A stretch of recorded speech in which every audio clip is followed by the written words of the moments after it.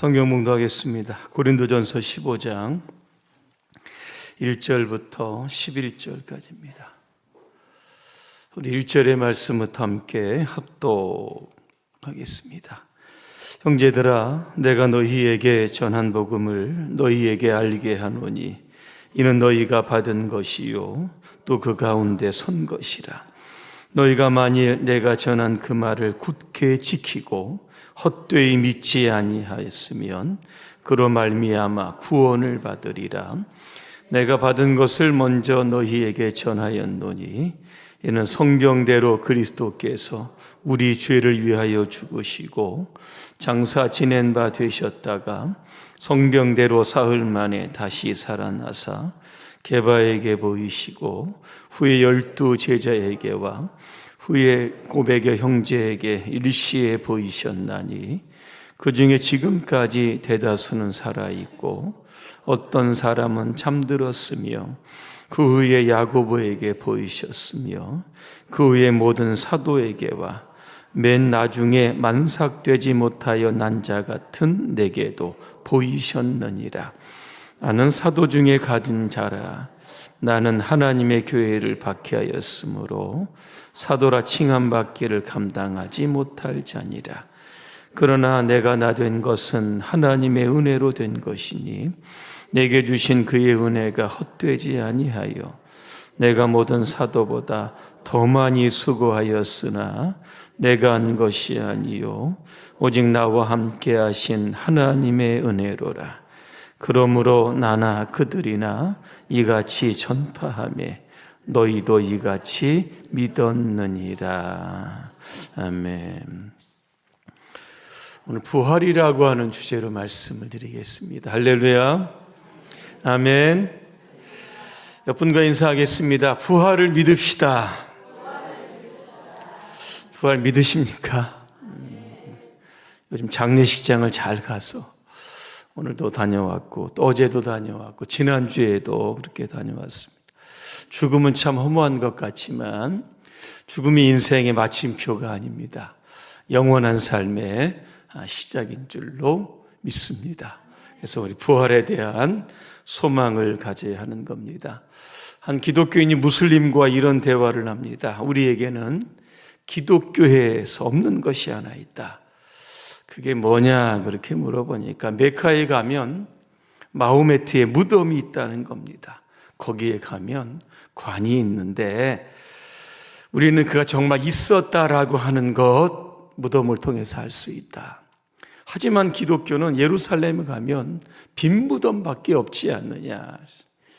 기독교는 이렇게 얘기합니다. 바로 그것이 기독교와 이슬람의 차이다 그랬습니다.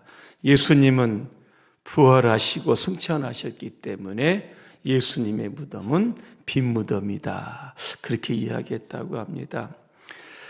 바울은 부활의 복음을 전합니다. 문제는 고린도 교인들이 믿지 않는 겁니다.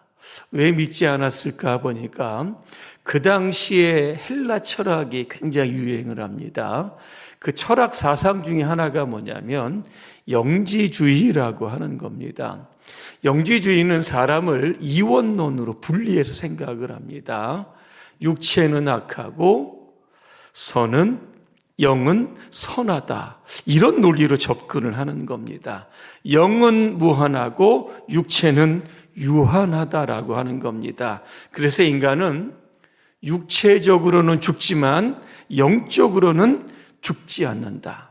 이게 뭡니까? 영혼 불멸설입니다. 기독교와 조금 비슷하지 않습니까? 여기에는 문제가 있습니다. 이 영지주의자들이 이 고린도 교회 안에 들어옵니다.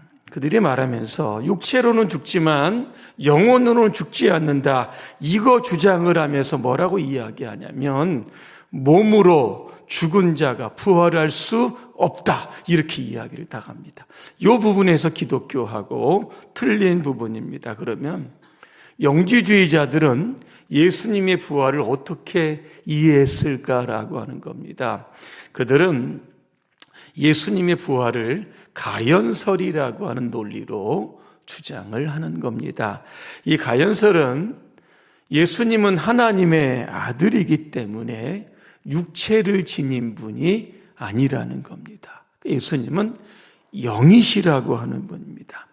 이 가연서를 도케티즘이라고 하는데 이 뜻은 보이다라고 하는 겁니다. 예수님은 하나님의 아들이시기 때문에 인간의 몸을 입고 이 땅에 오실 수 없다, 이렇게 주장을 합니다. 또한 가연설은 예수님께서 사람의 탈을 쓰고 왔기 때문에 사람이 아니다, 그래서 예수님의 인성을 부인한, 그 당시 이게 바로 이단이었던 겁니다. 예수님께서 십자가에 달리고 고난받은 거, 그거 환상이라는 겁니다. 예수님께는 원래부터 육체를 입지 않으셨기 때문에 죽는 것도 실제가 아니고 부활도 죽은 자의 부활이 있을 수 없다, 이렇게 주장하고 있는 겁니다. 이 가연설은 일부 기독교인들이 예수님의 신성을 주장하다 보니까 예수님의 인성을 부인하면서 생겨났던 초대교회 이단 중에 바로 하나라는 겁니다. 이단들의 교회 안에 침투해서 계속적으로 이야기를 하니까 혼동이 되기를 시작을 했던 겁니다. 정말 예수님이 부활했을까? 이런 의구심들이 이 교회 안에 많이 생겼다는 겁니다. 그래서 바울은 이 영지주의자, 이거를 막아내기 위해서 몸이 다시 사는 것을 믿는다, 사도신경에도 있습니다. 요한 역시 말씀이 사람이 되었다, 끊임없이 예수님의 인성을 그렇게 주장했던 겁니다. 자, 영지주의자가 부활이 없다 이렇게 주장을 하니까 사도 바울은 부활의 증거를 오늘 세 가지로 제시하고 있습니다. 첫 번째는 예수님은 성경대로 죽으시고 성경대로 부활하셨다, 그렇게 말씀합니다. 3절과 4절에 성경대로 계속 반복적인 이 표현을 썼던 이유는 무엇입니까? 성경에 나온 그대로 예수님이 죽으시고 부활하심을 지금 강조하는 겁니다. 그럼 성경에 예수님의 부활, 죽으심 어디에 나올까? 미가서 5장 2절입니다. 구약에 나오는데 예수님이 베들레헴에서 탄생하실 것 이미 구약에서 예언이 된 겁니다. 이사야서 7장에 보니까 처녀가 잉태하여 아들을 낳는다, 역시 있습니다. 스가랴서 보니까 예수님께서 은 30에 팔릴 것, 이것도 예언되어 있습니다. 이사야 53장 여러분 잘 아는 겁니다. 예수님께서 십자가에서 멸시를 받고 버림을 받고 고통을 당할 것이다, 이미 성경에 예언되어 있는 겁니다. 신약에 이렇게 와보니까 마태복음 12장쯤 가보니까 예수님은 자신의 죽음을 요나에 빗대어서 이야기합니다. 요나가 뱃속에서 3일 동안 있는 것처럼 나도 죽은 지 3일 만에 부활할 것이다, 그렇게 말씀합니다. 마태복음 16장에 가보니까 또 이런 말씀이 있습니다. 장로들과 대제사장들과 서기관들에게 고난을 받고 죽임을 당하고 제3일에 다시 살아난다, 역시 또 신약에서도 분명하게 말씀하고 있는 겁니다. 예수님의 십자가와 부활은 사람이 만들어낸 소설도 아니고 허구도 아닙니다. 성경에 나오는 진리 그대로 예수님은 죽으시고 부활하신 겁니다. 두 번째로 보면 수많은 부활의 증인들이 있습니다. 오늘 5절부터 8절까지 보면 게바가 나옵니다. 게바가 누굽니까? 베드로입니다. 12 제자에게 나타나십니다. 6절에 보니까 500여 형제에게 일시적으로 한 번에 보이셨다 또 말씀합니다. 야고보에게도 나타나셨고 오늘 바울에게도 나타나셨다는 겁니다. 복음서에 보면 예수님의 부활을 가장 먼저 목격한 여인이 누굽니까? 막달라 마리아입니다. 새벽에 무덤으로 달려가서 부활하신 예수님 만난 사람. 도마도 의심했습니다. 어떻게 예수님이 죽었다 부활하실 수 있을까? 손에 이거 못자국 만져봐야 된다는 겁니다. 나중에는 예수님께서 도마에게 만져봐라 한번, 그러면서 도마를 믿게 하셨습니다. 엠마오로 갔던 두 제자 여러분 기억할 겁니다. 갈릴리 바다에서 고기를 잡던 베드로와 또 제자들과 함께 만나면서 또 음식을 잡수시던 예수님, 여러분 또 기억할 겁니다. 증인은 한두 명만 있으면 되는데 오늘 수많은 증인들이 예수님을 부활을 증거하고 있다는 겁니다. 세 번째는 이 부활의 주님을 만난 사람들이 변화가 되어서 예수님을 전했다는 겁니다. 그 중에 대표적인 사람이 누굽니까? 오늘 바울입니다. 바울은 예수님을 픽박했던 사람입니다. 다메섹으로 가면서 예수 믿는 사람들 체포하기 위해 가다가 도상에서 그는 이런 경험을 하게 됩니다. 갑자기 하늘에서 환한 빛이 바울에게 비춥니다. 그때는 이름이 사울입니다. 사울아, 사울아, 내가 왜 나를 이렇게 핍박하느냐, 그렇게 묻습니다. 사울이 얼마나 깜짝 놀랐겠습니까? 누구십니까? 그랬더니 나는 내가 핍박하는 예수다 그랬습니다. 여기에서 바울이 부활하신 예수님을 만나게 되었던 겁니다. 그러면서 그의 인생이 180도 바뀌게 됩니다. 그러면서 그는 8절에 이런 고백을 합니다. 맨 나중에는 만삭되지 못하여 나은 자를 이렇게 했습니다. 다른 번역에 보니까 부족하기 짝이 없는 내게도 주님께서 나에게 보이셨다 그랬습니다. 10절에 보니까 나의 나된 것은 오직 하나님의 은혜다, 이런 표현합니다. 예수를 박해하던 자신을 이방인의 사도로 세워서 많은 사람들을 구원하게 했으니 이게 얼마나 큰 하나님의 은혜인가, 이렇게 또 고백하고 있는 겁니다. 이 초대교회사를 이렇게 보면 예수님의 제자들 가운데 가룟 유다는 빼고 특히 요한은 90세까지 장수합니다. 하지만 그 외에 예수님의 그 제자들은 다 순교하게 되었던 겁니다. 예수님의 그 부활이 거짓이라고 하면 여러분, 거짓에 목숨을 걸 사람이 있겠습니까? 한 사람도 없을 겁니다. 그래서 부활은 성경대로 되어진 사실이며 진리입니다. 수많은 증인들이 있고 오늘 저와 여러분들이 바로 예수님을 믿고 변화된 사람, 부활의 소망을 가지고 가는 사람들이고 많은 사람들에게 복음을 전하는 겁니다. 복음의 핵심이 뭡니까? 십자가의 죽음과 부활. 바로 지금은 여러분들을 통해서 예수님이 부활하셨다라고 하는 것을 세상에 명백하게 증거하게 되는 겁니다. 이 구약도 그렇고 신약에도 보면 이 죽었다가 살아나는 사람들이 있습니다. 예를 들면 신약에 가보면 누가 있습니까? 3층에 그 창문에 걸터하다 떨어져 죽은 사람 있죠? 유두고라고 하는 사람도 있고 나사로도 있고 회당장 야이로의 딸도 있고 나인성 과부의 아들도 있습니다. 자, 주님이 그들을 다시 살리셨습니다. 우리는 그것을 가리켜서 부활이라고 하지 않고 소생이라고 하는 단어를 사용합니다. 부활과 소생은 어떤 차이가 있을까? 이겁니다. 소생은 죽었다가 전에 살던 모습으로 그대로 다시 살아나는 겁니다. 그리고 나서 다시 죽는 겁니다. 이게 바로 소생입니다.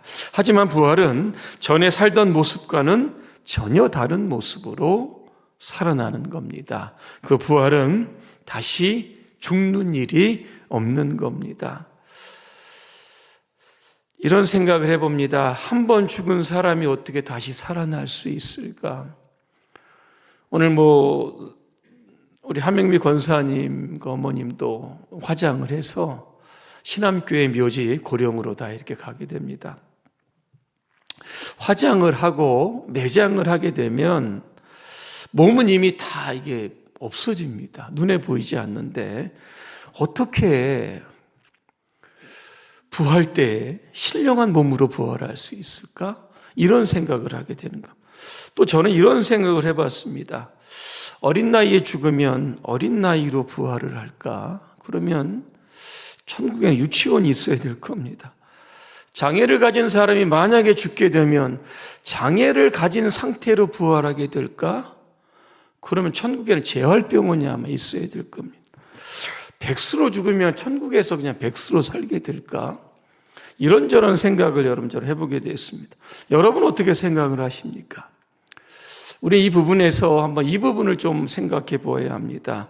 우리가 부활하면 과연 우리의 몸은 어떤 상태일까라고 하는 겁니다. 지금의 몸 그대로일까? 아니면 전혀 새로운 몸으로 살아가게 되는 것일까? 이 문제에 대해서는 두 가지의 답이 있습니다. 하나는 우리가 부활하면 지금의 몸과 동일하다는 겁니다. 자, 부활체는 붕어빵 기계에서 찍어내는 붕어처럼 똑같지가 않다는 겁니다. 모든 사람들이 다 부활한다고 하여 그 부활한 몸까지 누가 누군지를 구별할 수 없을 정도로 모두가 똑같은 상태로 되는 것은 아니다는 겁니다. 사람의 몸은 부활한 이후에도 이 땅에서 살 때와 같이 동일한 각자의 어떤 개성이나 어떤 특성을 가지고 살아가게 됩니다. 그리고 서로에 대한 구별이 명확합니다. 누가복음 16장에 보면 거지 나사로가 죽고 또 부자가 죽은 사건이 나옵니다. 거지 나사로는 죽어서 천국에 가고 부자는 지옥에 갑니다. 부자가 지옥에서 이렇게 쳐다보니까 나사로가 아브라함의 품에 이렇게 안겨 있는 겁니다. 그래서 부자가 너무 갈증이 나서 아브라함에게 이런 요청을 합니다. 그 나사로를 좀 시켜가지고 손끝에다가 물을 좀 찍어가지고 내 혀끝에 좀 대면 안 되겠습니까? 이렇게 물어보는 겁니다. 아브라함의 대답은 너희와 우리 사이에 큰 구렁텅이가 있어서 왕래가 안 된다. 이렇게 이야기를 합니다. 자, 부자는 나사로를 알아보고 아브라함도 알아보고 서로 대화가 가능하고 식별이 가능하게 되는 겁니다. 자, 우리가 죽을 때 이별을 합니다. 그러나 우리는 장차 부활 때에 서로가 서로를 만나게 됩니다. 알아볼 수 있습니까? 없습니까? 있다는 겁니다. 그래서 우리 믿는 사람들은 우리 장례식장에 가서 부활의 소망을 바라보자. 부활의 소망을 바라보자. 우리도 고인처럼 예수 믿고 천국에서 다시 만나자. 이렇게 설교를 하는 이유가 바로 여기에 근거해서 설교를 하는 겁니다. 또 하나는 부활의 몸은 지금의 몸과는 조금 다릅니다. 여러분, 예수님께서 부활하신 이후에 어떠한 모습으로 사셨는지 아마 많이 기억을 하실 겁니다. 예수님의 몸은 부활하신 이전의 몸과 같은 몸을 가셨지만 변화가 있습니다. 예를 들면 제자들이 있는데 문을 꽁꽁 다 잠궈 놨습니다. 그런데 그 문을 통과해서 그 벽을 통과해서 아마 그 방 안으로 들어가신 것 같습니다. 또 구름을 타고 감람산에서 승천하셨던 거 여러분 아마 기억할 겁니다. 우리의 몸도 죽기 이전의 몸을 그대로 유지하지만 그러나 그 상태는 지금의 몸과는 다르다는 겁니다. 그래서 부활체는 시공의 제약을 받지 않는다는 겁니다. 요한계시록에 있는 것처럼 사망이나 고통이나 아픔이 존재하지 않는 곳이 바로 여러분 천국입니다. 부활 때에는 시집도 안 가고 장가도 아니하고 하늘의 천사와 같다 예수님께서 말씀하게 됩니다. 그러면 누가 부활하게 됩니까? 죽은 사람은 다 부활하게 됩니다. 우리가 생각하기로 예수 믿는 사람은 부활하게 되지만 죄인도 부활하고 의인도 다 부활하게 됩니다. 문제는 그 다음입니다. 의인은 부활한 이후에 영생에 이르게 되지만 그러나 악인은 영벌에 처하게 됩니다. 요한복음 5장 28절 29절입니다. 무덤 속에 있는 자가 다 그의 음성을 들을 때가 오나니 선한 일을 행한 자는 생명의 부활로 악한 일을 행한 자는 심판의 부활로 나오리라. 그렇게 말씀하고 있는 겁니다. 모든 사람이 죽는 것은 다 동일하게 죽는 것 같지만 예수님의 부활 때는 그죠? 분명한 구별이 있고 구분이 있고 천국이 있고 지옥이 있게 되는 겁니다. 자, 그러면 우리가 언제 그런 부활합니까? 이런 질문이 있을 수 있습니다. 예수님께서 재림하실 때. 재림은 두 가지입니다. 하나는 공중재림. 데살로니가전서 4장에 보니까 나팔 소리가 납니다. 그러면 우리가 공중으로 끌어올려 예수님을 영접하게 된다. 공중재림입니다. 또 하나 사도행전 1장에 나오는 지상재림. 감람산에서 예수님께서 승천하셨기 때문에 천사들이 뭐라고 이야기합니까? 너희가 본 그대로 오시리라 그랬습니다. 이게 바로 지상재림입니다. 공중재림, 지상재림 아마 둘 중에 하나일 텐데 문제는 예수님께서 언제 오실지 모른다는 겁니다. 그 표현은 어떻게 합니까? 도둑같이 오신다 그랬습니다. 도둑이 언제 집 털지 언제 알겠습니까? 도둑만이 알지 않겠습니까? 누구만이 압니까? 나도 모르고 천사도 모르고 하나님 아버지만 아신다. 그렇게 말씀합니다. 그러면서 어떤 말씀을 하시냐면 깨어 있어라. 깨어 있어라. 이렇게 말씀하시는 겁니다. 오늘 주님 다시 오실 날 시대적인 이렇게 환경을 보면 기근이 있고 전쟁이 있습니다. 주님 오실 날이 여러분 가까우는데 이때 여러분 부활의 복음 여러분 꼭 붙드시고 사시기를 주님의 이름으로 축복합니다. 기도하겠습니다. 은혜로우신 하나님, 당시 초대교회는 영지주의가 부활의 복음을 막 흔들었습니다. 그러나 이 시대 오늘 우리가 부활의 복음 그 진리를 오늘도 붙들고 살 수 있도록 도와주시옵소서. 깨어 있으라고 하십니다. 주님 언제 다시 오실지 모르기 때문에 오늘 깨어 기도하는 성도, 주님 오실 그날에 다 우리가 들림받아 주님을 다 영접하고 영원한 생명 살아갈 수 있도록 주께서 우리 모두를 축복하옵소서. 예수님의 이름으로 기도합니다. 아멘.